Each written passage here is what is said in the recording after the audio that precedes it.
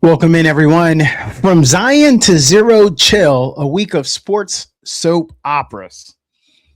Zion Williamson's seventh NBA season marks a brutal reality. He has now missed more games than he's played. So, how should Zion's legacy be viewed if availability, not talent, continues to shape his career? He has generational ability. When he's on the floor, he's one of the most efficient and unstoppable interior scorers in the league. But there's an availability crisis. As mentioned earlier, he's missed 278 games, and every playoff opportunity, they made the playoffs twice, every playoff opportunity has overshadowed his production and stalled the Pelicans' ceiling. Future trajectory? His career narrative hinges on whether he can stay healthy long enough to impact winning when it matters. So after 53 years, how does the Knicks finally breaking their 53-year drought change the way we talk about long-suffering franchises across American sports? It reframes the Knicks' identity. Instead of being the face of NBA futility, they now become a model for how a massive pressure-filled franchise can rebuild, stabilize, and finally break through. We'll come back to it a little bit later because the Villanova Knicks and maybe the Michigan Mavs, but it shifts attention to other drought franchises now that the Knicks are off the schneid. With New York off the list, teams like the Kings have gone 75 years, the Cardinals 78 years, and the Guardians 7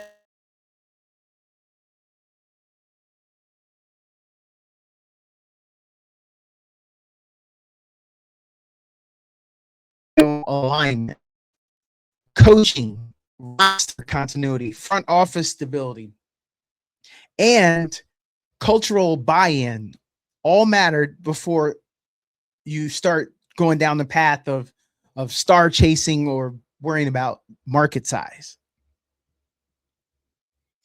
How should we weigh team success versus individual dominance when ranking the greatest players in NBA history? Team success matters most. Basketball is ultimately about winning championships. It's just how it is. If you didn't know that before you went in, you probably don't know the game and how the game is viewed. Players who consistently elevate their teams to titles deserve extra credit. Yes. Havlicek's 8 championships and his perfect finals record show that he was a major contributor to a dynasty, making team success the strongest measure of greatness. Although individual dominance carries more weight. Greatness is about how much a player separates himself from his peers. So Jordan's 5 MVPs, 10 scoring titles, and 6 finals MVPs demonstrates a level of dominance few players have ever reached. So championships matter, but individual success is the best way to compare players across different eras and team situations. If you want to take a balanced approach, neither championships nor individual awards should stand alone. Greatness should combine winning, statistics, awards, longevity, and impact on the game. Havlicek's team success and longevity are elite, while Jordan's individual achievements and winning make him the more complete all-time resume.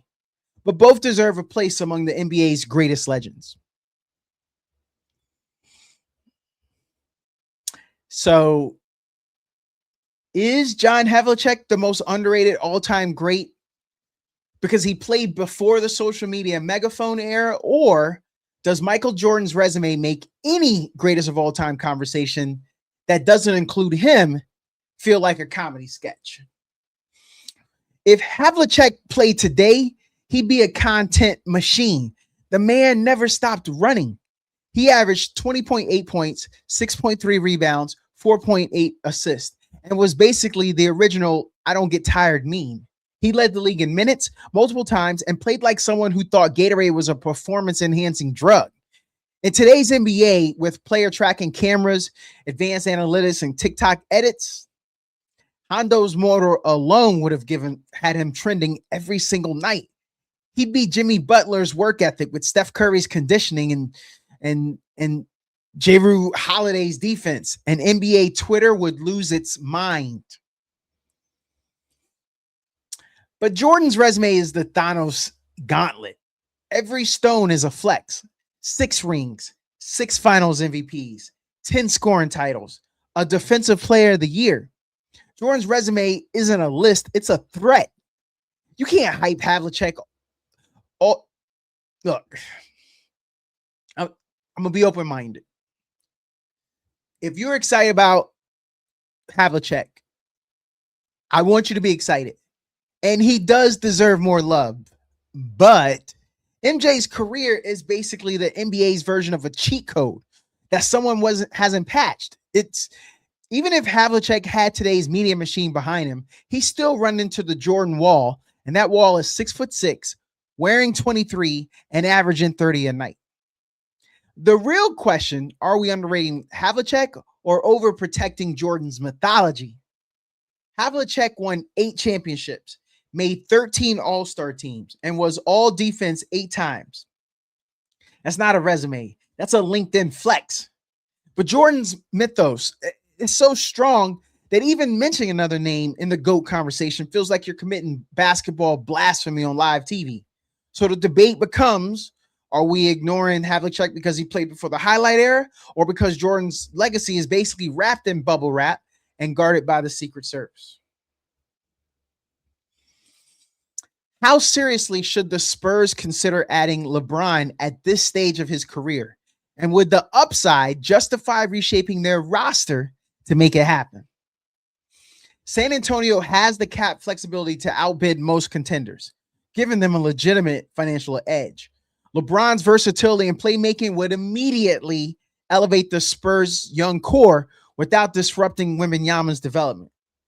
The mutual respect between LeBron and Popovich makes San Antonio a more realistic destination than people assume.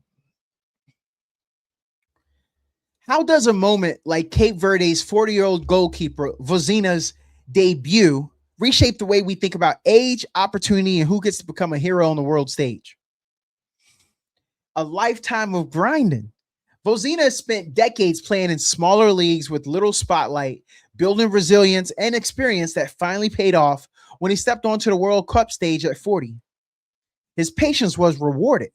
Most players peak in their 20s, but he kept working, kept believing, and refused to let age close the door on his dream, making his debut feel like destiny arriving late, but right on time. And he was prepared for the pressure because he'd lived through years of being overlooked. He walked into the biggest match of his life with nothing to lose, and that freedom let him play the game of his life. Dylan Jones became a 2-time NBA champion in his first 2 years after winning titles with the Oklahoma City Thunder in 2025 and the New York Knicks in 2026. Does winning a championship ring without playing in the playoffs carry the same value and legacy as earning one on the court? A championship is a team achievement. My answer, yes. Every player contributes during the season, practices, and preparation, helping the team reach the playoffs and ultimately winning the title. Playoff impact affects public perception. So fans and media often place more value on players who make key postseason contributions, even though all champions receive the same ring. Legacy versus official recognition. Dylan Jones is unquestionably a 2-time NBA champion, but discussions about his basketball legacy will likely focus on how much he contributed to these championship runs on the court. Was Rasheed Wallace an emotional wild card who left greatness on the table, or was he a modern stretch big, trapped in an NBA era that didn't know what to do with a 6'11" unicorn who could shoot, defend, and talk trash at an all-NBA level? If Rasheed played today, he'd be the patron saint of stretch fours, and TikTok would worship him. Sheed was hitting 36 to 37% from three before big men were even allowed to shoot without getting side-eyed from their coach. He had the skill set of a modern all-star, switchable defense, post scoring, pick and pop range, and IQ that made the 2004 Pistons defense look like a Navy SEAL operation. In 2026, he'd be a max contract analytics darling. He'd be a meme generating superstar, basically Draymond Green with a jumper and fewer podcasts. But the man also set the single season record for technicals, 41. That's not a stat. That's a lifestyle. He didn't just get teed up. He collected texts like Pokemon cards.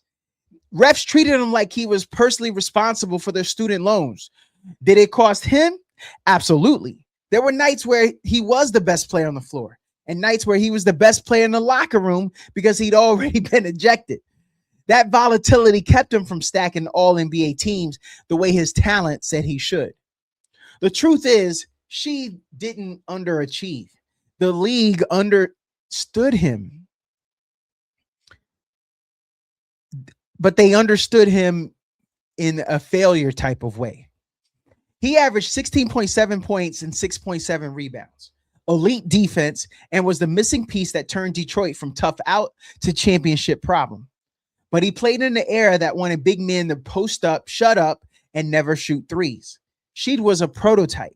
And prototypes don't get appreciated until the league catches up. If he came along today, we'd be arguing whether he's a top 20 player, not whether he underachieved. If Layla Ali and Christy Martin were two of the biggest stars in women's boxing at the same time, was their super fight doomed by weight classes and business politics, or did someone in the boxing ecosystem fumble the bag so hard it probably should be studied in a museum? I mean, the timeline was wide open. This fight had more overlap than a Venn diagram. Ali's career was from 2000 to 2007. Martin's prime was the 1990s through mid-2000s. Still relevant into 2009 to 2010. They shared 7 full years where this fight could have been made. This wasn't a scheduling issue. This was boxing doing what boxing does best, taking a perfectly good idea and treating it like it's allergic to money. The size difference was the real villain, though. This wasn't a fight. It was a physics problem. Christy Martin fought around 147 pounds. Layla Ali lived in the 168 to 175 neighborhood. That's not a weight gap. That's a Zillow listing.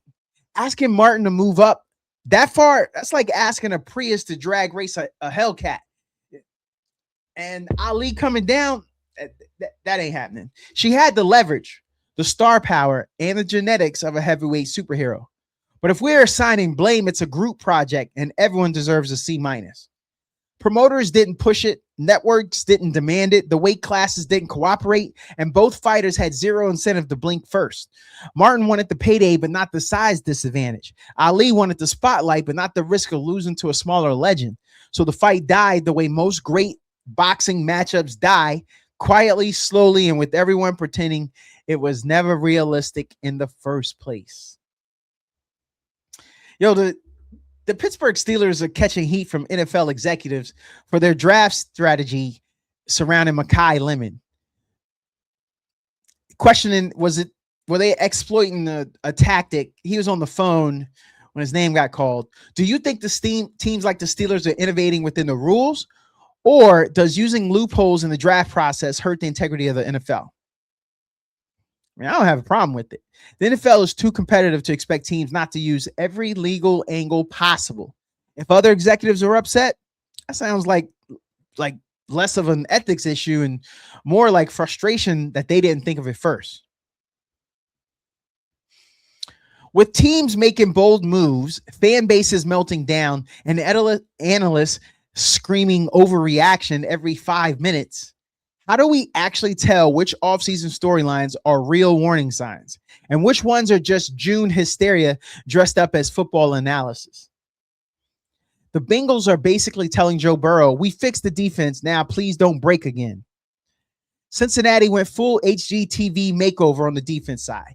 Dexter Lawrence II, Boye Mafe, Brian Cook, Cassius Howell, Takario Davis. They basically bought an entire new unit at Costco, and the numbers don't lie. The Bengals were 10th in offensive EPA, but 29th in defensive EPA the past 3 years. That's like having a Ferrari engine in a car with bicycle brakes. This isn't an overreaction. It's a franchise screaming, we're wasting Burrow's prime. Somebody help us. The Raiders, we're not starting Mendoza until November. The plan is adorable and it's doomed.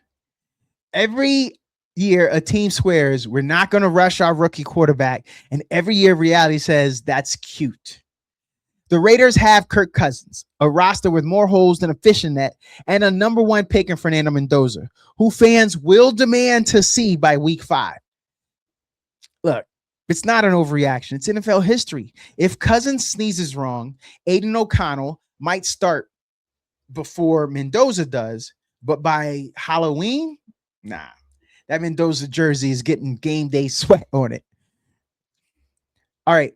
The Vikings quarterback room is basically a reality show waiting to happen. JJ McCarthy versus Kyler Murray is the quarterback version of The Bachelor. 2 guys competing for 1 rose, and neither is a perfect match. McCarthy has the draft pedigree, but not the production. Murray has the production, but not the consistency or the contract security. Minnesota's defense of McCarthy, it's not an overreaction. It's survival. He's under contract in 2026. Murray isn't. And the Vikings know their best case scenario is McCarthy suddenly becoming the guy they thought they drafted. Until then, it's chaos with a playbook. All right, if you're the Washington Wizards and you finally have a chance to draft a true franchise-shifting talent, do you take the safer star or swing for the guy with the highest ceiling in the entire draft? AJ Debonsa is the future MVP lottery ticket. You don't pass that up. So look, Peterson is polished, productive, and probably walks into the league as a 20-point scorer. But Debonsa, that's the kid scouts whisper about like he's a Marvin origin story. 6'8", elite shot creation, 3-level scoring, NBA body at 18, and the kind of upside that makes GMs start clearing cap space in 2029. Yo, Stephen A. Smith said earlier that it's the right move. He's basically saying, Washington, for once in your life, stop being boring. And they did. Peterson is the better player today, but Debonsa might be the better player for the next decade. This is the classic draft dilemma. Do you want the guy who's ready now or the guy who might be a top 5 player in the league if everything hits? Peterson is the cleaner prospect, elite guard skills, NBA-ready frame, proven production, but wings with Debonsa's tools are the currency of the modern NBA. You don't win titles without one. Washington finally drafted for championship upside, not respectable 38-win upside. The Wizards finally acted like a team that wants to matter. For years, Washington drafted like they were ordering off the safe choices menu. This time, they went full Gordon Ramsay. Bold, risky, and aiming for Michelin stars. Debonsa gives them a face of the franchise, a marketing engine, and a player who could actually make free agents say, yeah, I play with that dude. Peterson will be great, but Debonsa, I gives Washington something they haven't had since John Wall, and that's hope with teeth. If the Celtics really consider moving Jaylen Brown after winning at the highest levels, are we watching smart roster evolution or the NBA's version of breaking up a band right after they drop a platinum album? Jaylen Brown is the only guy in the league who could drop 30 and still get told he's the problem. This is classic Celtics discourse. The man wins Eastern Conference Finals MVP, signs a Supermax, plays elite 2-way basketball, and somehow the conversation becomes, yeah, but what if we traded him for a big who could pass? Nah. Yo, Boston has to trade him. I agree with Stephen A. Smith, but the numbers say otherwise. Brown averaged 23 plus points on elite efficiency. He defended the opponent's best wing and was the physical engine of their playoff runs. Trading him now would be like firing your chef because the restaurant finally got a Michelin star. Don't do it. The real issue isn't Jaylen. It's the NBA's obsession with one ball narratives. People act like Tatum and Brown are fighting over the last slice of pizza. They're not. They've coexisted to produce one of the league's best offenses and top tier defense for years. The Celtics' problem has never been two wings who can score. It's been injuries, depth, and occasionally forgetting that passing is legal. If anything, Brown's downhill pressure and physicality are what make Boston matchup proof. Trading him solves a problem that doesn't exist. If Boston trades Jalen, they better get a haul that makes Danny Ainge blush, basically, because you don't move a 27-year-old all-NBA wing unless you got a franchise-altering return. We're talking multiple picks, a blue-chip young player, and the starter, not some Jared Allen and vibes package. And here's the kicker. Teams don't trade elite wings. They hoard them like gold. If Boston pulls the trigger, they're betting their entire championship window on the idea that the grass is greener. And history says that grass is usually AstroTurf. When Folarin Balogun exploding onto the World Cup stage and Europe's biggest clubs circling like buzzards, is this the moment the United States men's national team finally has a striker who forces the world to take American soccer seriously? Yo, Balogun isn't just scoring. He's rewriting the U.S. men's national team striker job description. Look, when your goalkeeper is taping his thumbs like he's about to catch a Nolan Ryan fastball, you know the guy is hitting different. Balogun has 2 goals, a forced own goal, and 2 man of the match awards in 2 games. That's not a hot streak. That's a takeover. He scores one more. He ties Landon Donovan for the most U.S. goals in a modern World Cup. And the best part, he's not just poaching, he's pressing, tracking back, and doing the dirty work like he's auditioning for a construction job in Philly. Yo, Europe is hovering, as I said. They're watching like he's the latest PS5 on Black Friday. Look, AS Monaco is already fielding calls from Premier League clubs, and you know what that means. Balogun has officially entered the your agent doesn't sleep anymore phase of his career. This is what happens when you show up at a World Cup and look like you belong in the same conversation as Messi, Mbappe, and Haaland. Even if he jokes that watching them score every game is annoying, the man is 23, scoring in bunches, and proving he can be inevitable too. The U.S. men's national team finally has a striker who scares people, and that changes everything. Balogun isn't waiting for service. He's creating chaos. He's winning tackles, bullying center backs, and making defenders look like they're buffering. Weston McKennie said he's putting his body on the line. Pulisic called him insane. And even Pochettino, who avoids praising individuals like it's a tax audit, slipped and said Balogun was amazing. When your coach breaks character to hype you up, you're cooking. And the U.S. knows. As the stakes rise, so does the weight on Balogun's shoulders. And he's out here saying he enjoys the pressure. With so many young stars up for massive extensions, from CJ Stroud to Jahmyr Gibbs to Devin Witherspoon, how should teams balance paying early to lock in their core versus waiting and risking the price skyrocketing? The AFC is becoming a pay early or pay painfully later conference.